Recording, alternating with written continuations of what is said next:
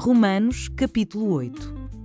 Agora, portanto, já não há nenhuma condenação para os que estão em Cristo Jesus. Pois em Cristo Jesus, a lei do Espírito que dá vida os libertou da lei do pecado, que leva à morte. A lei não era capaz de nos salvar por causa da fraqueza de nossa natureza humana, por isso Deus fez o que a lei era incapaz de fazer ao enviar seu Filho na semelhança de nossa natureza humana pecaminosa e apresentá-lo como sacrifício por nosso pecado. Com isso, declarou o fim do domínio do pecado sobre nós, de modo que nós, que agora não seguimos mais nossa natureza humana, mas sim o Espírito, possamos cumprir as justas exigências da lei. Aqueles que são dominados pela natureza humana pensam em coisas da natureza humana, mas os que são controlados pelo Espírito pensam em coisas que agradam o Espírito. Portanto, permitir que a natureza humana controle a mente resulta em morte, mas permitir que o Espírito controle a mente resulta em vida e paz. Pois a mentalidade da natureza humana é sempre inimiga de Deus. Nunca obedeceu às leis de Deus e nunca obedecerá. Por isso, aqueles que ainda estão sob o domínio de sua natureza humana não podem agradar a Deus.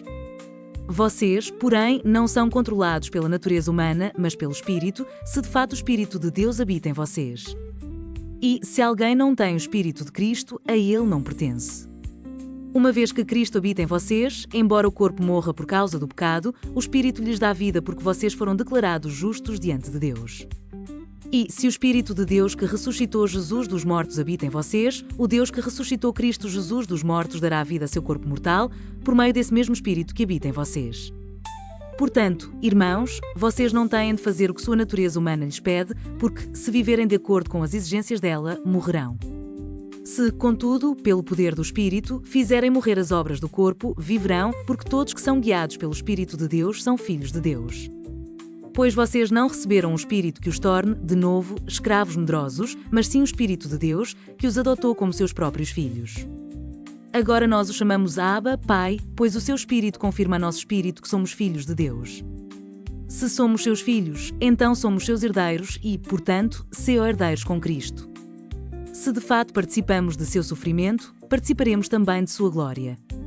Considero que nosso sofrimento de agora não é nada comparado com a glória que Ele nos revelará mais tarde. Pois toda a criação aguarda com grande expectativa o dia em que os filhos de Deus serão revelados. Toda a criação, não por vontade própria, foi submetida por Deus a uma existência fútil, na esperança de que, com os filhos de Deus, a criação seja gloriosamente liberta da decadência que a escraviza. Pois sabemos que, até agora, toda a criação geme como em dores de parto. E nós, os que cremos, também gememos, embora tenhamos o Espírito em nós como antecipação da glória futura, pois aguardamos ansiosos pelo dia em que desfrutaremos nossos direitos de adoção, incluindo a redenção de nosso corpo. Recebemos essa esperança quando fomos salvos. Se já temos alguma coisa, não há necessidade de esperar por ela, mas, se esperamos por algo que ainda não temos, devemos fazê-lo com paciência e confiança. E o Espírito nos ajuda em nossa fraqueza, pois não sabemos orar segundo a vontade de Deus, mas o próprio Espírito intercede por nós com gemidos que não podem ser expressos em palavras. E o Pai, que conhece cada coração, sabe quais são as intenções do Espírito, pois o Espírito intercede por nós, o povo santo, segundo a vontade de Deus. E sabemos que Deus faz todas as coisas cooperarem para o bem daqueles que o amam e que são chamados de acordo com seu propósito. Pois Deus conheceu de antemão os seus e os predestinou para se tornarem semelhantes à imagem de seu Filho, a fim de que ele fosse o primeiro entre muitos irmãos. Depois de predestiná-los, ele os chamou, e depois de chamá-los, os declarou justos, e depois de declará-los justos, lhes deu sua glória. Que podemos dizer diante de coisas tão maravilhosas? Se Deus é por nós, quem será contra nós?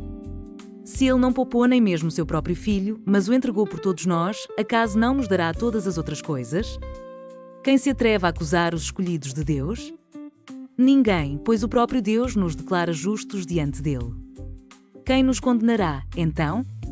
Ninguém, pois Cristo Jesus morreu e ressuscitou e está assentado no lugar de honra, à direita de Deus, intercedendo por nós.